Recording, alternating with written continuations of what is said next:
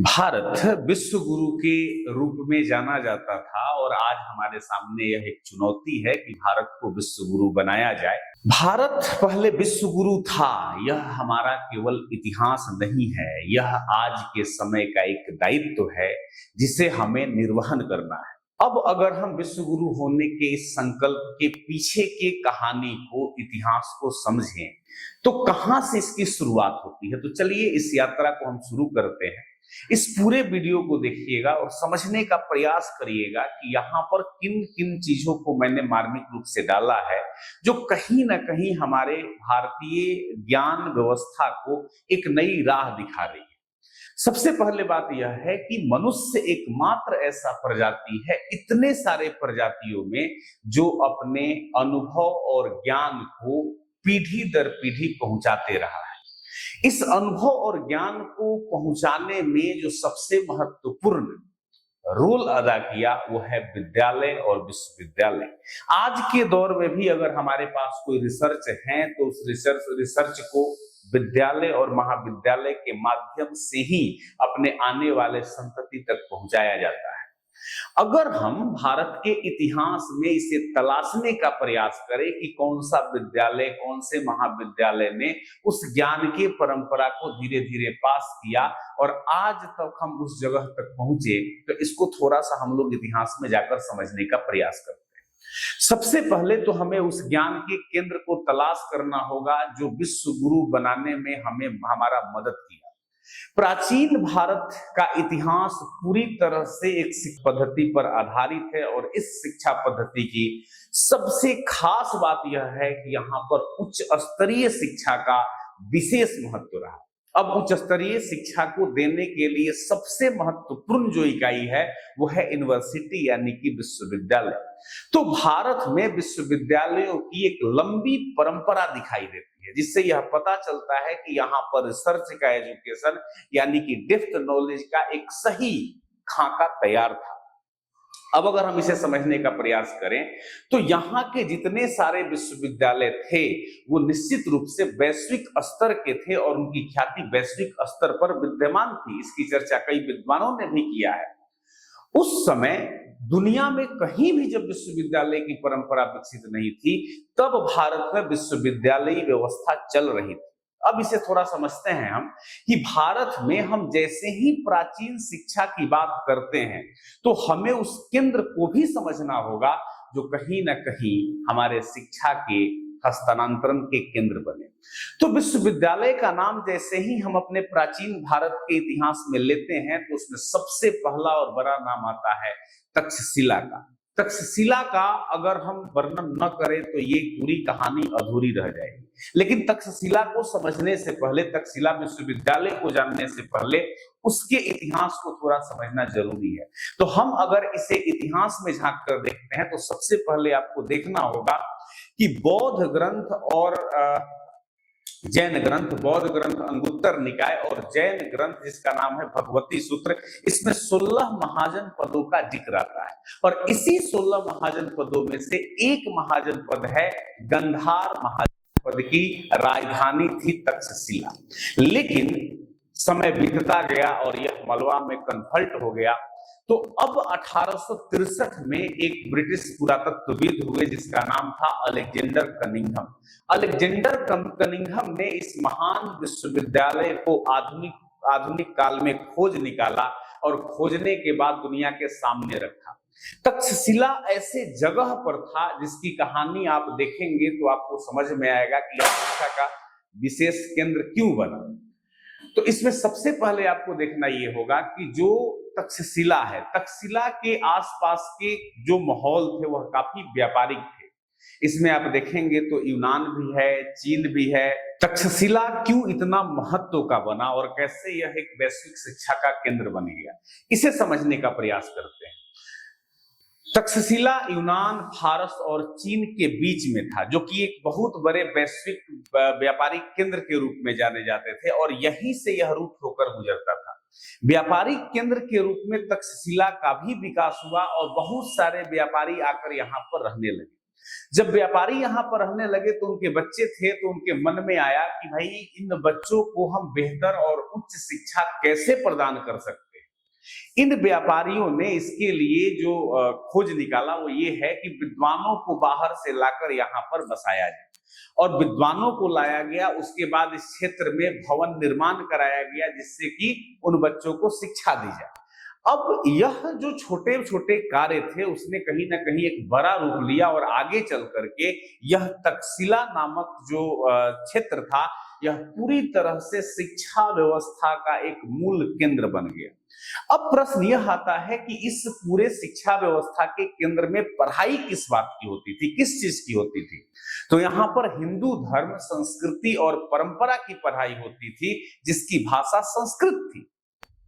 यहाँ पर जो भी पढ़ाने वाले विद्वान थे वह अपने विषय में पारंगत होते थे। यह शिक्षक अपने आप में एक शिक्षक ही नहीं, पूरी तरह से संस्था होते थे, और अपने पढ़ाने के तरीका से लेकर सिलेबस तक का डिजाइन वो स्वयं करते थे, जिससे कि सही तरीके से उस बच्चे का विकास हो सके। वो अपने अनुसार शिक्षा देने में बिलीव करते थे। अगर कोई बच्चा उच्च शिक्षा प्राप्त करने का ख्वाहिश रखता है तो सबसे पहले यह था कि उसकी उम्र 16 वर्ष की होनी चाहिए थी। यह विद्वान बताते हैं।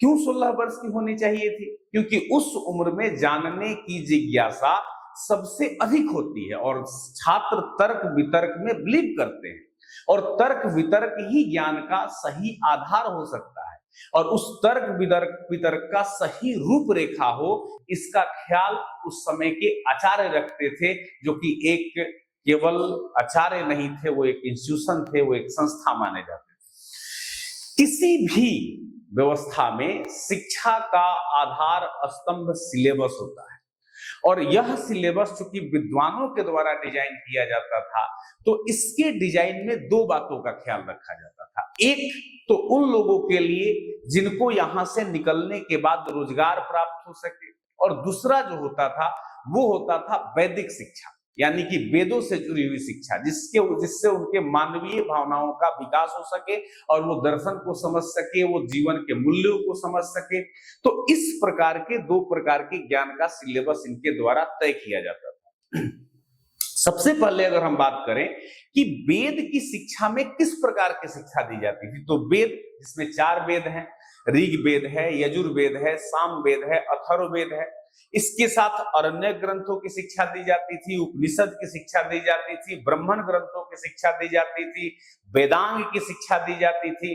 इसके साथ ही कई अन्य शिक्षाएं भी यहाँ पर मुहैया कराई जाती थी। कौन कौन सी शिक्षा? जैसे धनुर्विद्या का, हस्त विद्या का, मंत्र विद्या का, चिकित्सा शास्त्र का, शल्य चिकित्सा जिसे हम सर्जरी आज के समय में कहते हैं, आयुर्वेद के शिक्षा का, व्याकरण का, दर्शन का, राजनीति का। यह पूरी तरह से एक ऐसे विषयों का संगम था जो मानवीय मूल्य को एक नया दर्शन दे जाए, एक नई दुनिया दिखा जाए, और इन सारे विषयों की जानकारी दी जाती। अब प्रश्न यह आता है कि रोजगार परक जो शिक्षा दी जाती थी उसका आधार क्या होता था? तो रोजगार परक शिक्षा में गणित, अकाउंटेंसी, मुनिबगिरी, वही मुनिबगिरी जो पहले मुनिब लोग होते थे, हिसाब रखते थे, मुनिबगिरी, कृषि, वाणिज्य, लोहा बनाने वाला काम यानी कि लोहारगिरी, कारपेंटर का कार्य जिसे हम बढ़ई का कार्य कह सकते हैं, तीरंदाजी, युद्ध कला, ज्योतिष शास्त्र, जादूगरी, रथ बनाने की कला, सांप पकड़ने की कला, जो खजाने हैं उसको खोजने की कला, चित्रकला, संगीत, नृत्य, ये सभी शिक्षा थे जो कहीं ना कहीं रोजगार परक थे, और इससे रोजगार होता। माना जाता है कि शिक्षा से केवल व्यक्ति का ही विकास नहीं होता, बल्कि समाज की भी उन्नति होती है।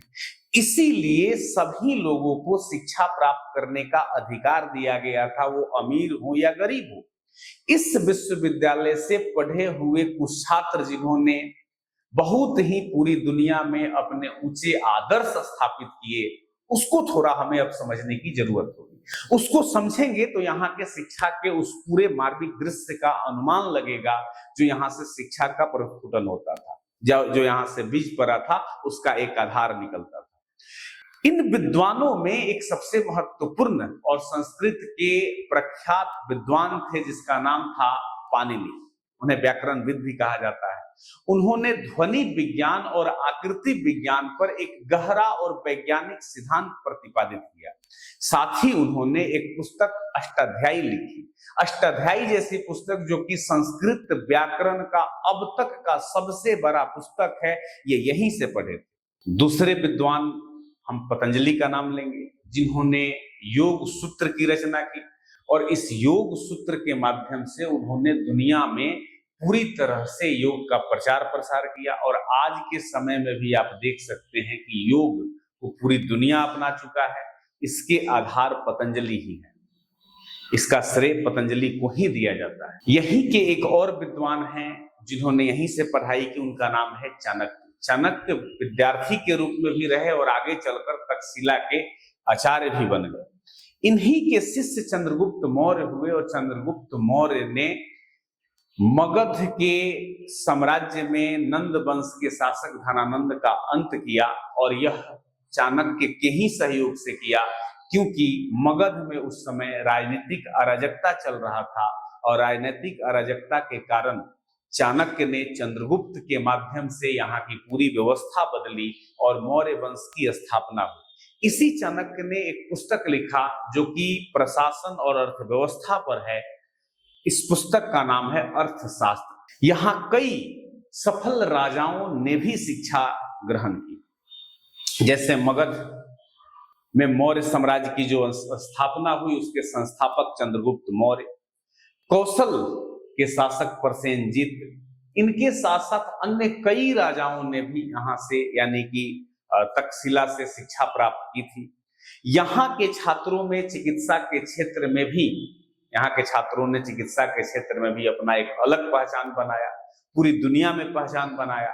भारतीय चिकित्सा शास्त्र के जनक के रूप में चरक यहीं से यानी कि तक्षशिला विश्वविद्यालय के ही विद्यार्थी थे। उन्होंने चरक संहिता की रचना की। यह चरक संहिता आयुर्वेद पर लिखा हुआ एक बड़ा ग्रंथ है और सबसे पहला ग्रंथ है। दूसरे आयुर्वेद के विद्वान हुए जिसका नाम था जीवक। जीवक ने मेडिसिन के क्षेत्र में विशेषज्ञता हासिल की और इन्हें भी वैश्विक ख्याति प्राप्त हुई। ये बिंबिसार के दरबार में भी रहे, चंड प्रदोत का भी इन्होंने सहयोग किया। तो कई तरह की चीजें इनके साथ जुड़ती है, मतलब इस तरह के विद्वान आपके सामने हैं। अगले विद्वान का जिक्र करना जरूरी है जिसका नाम है विष्णु शर्मा। विष्णु शर्मा ने पंचतंत्र लिखा और पंचतंत्र के माध्यम से आप आज भी कहानियों को पढ़ते हैं और जीवन के नैतिक मूल्यों का लाभ उठाते हैं। निश्चित रूप से इन विद्वानों ने भारतीय ज्ञान परंपरा को समृद्ध किया और यह माना जा सकता है कि तक्षशिला विश्वविद्यालय में प्राचीन भारत में ज्ञान की नींव डाली तक्षशिला विश्वविद्यालय ने ही, जिसके चलते भारत की ख्याति वैश्विक स्तर पर स्थापित हुई और भारत विश्व गुरु के तौर पर पूरी दुनिया में अपना प्रकाश फैलाया। इस विश्वविद्यालय ने जो शिक्षा के मानक स्थापित किए वो आज भी हमें चकित करता है। मनुष्य होने के नाते हमें शिक्षा प्राप्त करने का अधिकार है, चाहे यह अमीर हो या गरीब। यह पाठ हमें तक्षशिला विश्वविद्यालय ने ही सिखाया। अब हम बात करते हैं कि तक्षशिला विश्वविद्यालय पर किस विद्वान ने अपनी क्या विचार रखा। तो सबसे पहले हम बात करते हैं मेगास्थनीज की। मेगास्थनीज जो कि चंद्रगुप्त मौर्य के दरबार में यूनानी राजदूत के रूप में रहता था। सेल्यूकस निकेटर का वह राजदूत था। उसने एक पुस्तक लिखा जिसका नाम है इंडिका। इंडिका में तक्षशिला को वह एक महान शिक्षा की नगरी बताया है। उसने लिखा है कि यहाँ पर विदेशी छात्र भी आकर अध्ययन करते थे। एक और आगे चल करके इतिहासकार हुए जिसका नाम है डॉक्टर राधा कुमुद मुखर्जी। राधा कुमुद मुखर्जी ने अपना एक पुस्तक लिखा एंशिएंट इंडिया। इसमें उन्होंने लिखा कि तक्षशिला विश्व का पहला बहुविषयक विश्वविद्यालय था जिसमें कई प्रकार के विषय पढ़ाए जाते थे। अलबरूनी, यह फारसी विद्वान है, आपने नाम सुना होगा अलबरूनी का। इसने अपने ग्रंथ तहकीक हिंद में तक्षशिला को प्राचीन भारत का ऑक्सफोर्ड कहा है। इस तरह कई विद्वान इस पर टिप्पणी किए हैं और इस टिप्पणी के माध्यम से उन्होंने बताया है कि भारत को विश्व गुरु बनाने में इस विश्वविद्यालय का कितना बड़ा योगदान था। तो मुझे उम्मीद है कि आप इस तरह से तक्षशिला को समझे होंगे। तक्षशिला शुरू से ही भारत के विश्व गुरु बनाने की रचना में बहुत बड़ी भूमिका निभाया। यह कहानी एक सीरीज की है, दूसरे सीरीज की अगले बार में हम लोग चर्चा करेंगे, जिसमें अन्य विश्वविद्यालयों की भी चर्चा होगी। तब तक के लिए धन्यवाद। Thank you so much.